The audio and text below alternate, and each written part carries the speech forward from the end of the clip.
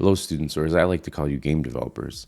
My name is Dr. Alex Demarjan. I'm a professor of game studies and a technical artist with experience working for companies like Netflix, Amazon, Cartoon Network, and Nickelodeon. Those are just to name a few studios. Over the years, I've been fortunate enough to collaborate with some of the best teams in the industry. And today I want to share a little insight into how you can break into this exciting field, specifically as a game designer. Now, this specific talk is more about your portfolio than the content of like rules, mechanics, and things like that. I go through that in my classroom lectures on building games, but I'll also do specifics on that later. Now, breaking into the game industry as a game designer could feel like an overwhelming challenge. I know for myself, it took years for me to get in as an artist, and it brought a lot of anxiety for me, and that's because I didn't have a mentor or any advice. But the truth is, it's also a very exciting journey, and your portfolio is one of your most innovative and important tools for success.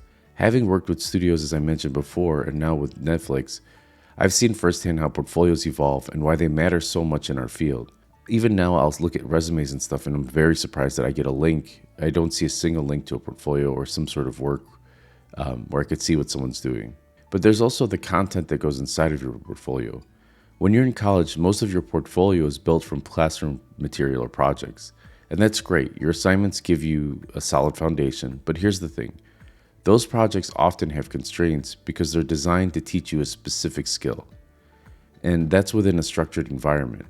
So after you graduate, you'll need to start thinking about your portfolio differently. And it becomes less about showing that you can complete coursework and more about showcasing your growth and specialization as a designer. This is where side projects come in, and I can't stress enough how important it is to always have a small side project in progress. So side projects allow you to experiment, take risks, and focus on areas of game design that excite you. They don't need to be huge and overly complex. In fact, they shouldn't be. Think of them as snapshots of your evolving skills. For example, if you're passionate about AI, you might design a simple prototype to show how your enemies adapt to player behavior. Or if mechanics are your thing, create a short level that highlights an innovative gameplay loop you came up with. If you're interested in art implementation, focus how art assets are integrated into engine while optimizing your performance. The key here is to demonstrate a specific skill, and these targeted projects show employers that you're not only understanding game design fundamentals, but also know how to focus your efforts and deliver results. They also speak to your passion for learning and creating beyond what's required. And trust me, that makes a huge impression. I get overly excited when I'm looking at somebody's resume or portfolio and I see that they've done a series of side projects or they're working on something really cool they're passionate about. It means when I put them in a seat at my studio, they're going to always be trying to expand their skills on their own. Now, some of my advice is this. When you're in school, work hard on building your first portfolio from your classroom projects. But don't stop there. Once you graduate, think of your portfolio as a living document, always evolving as your skills grow.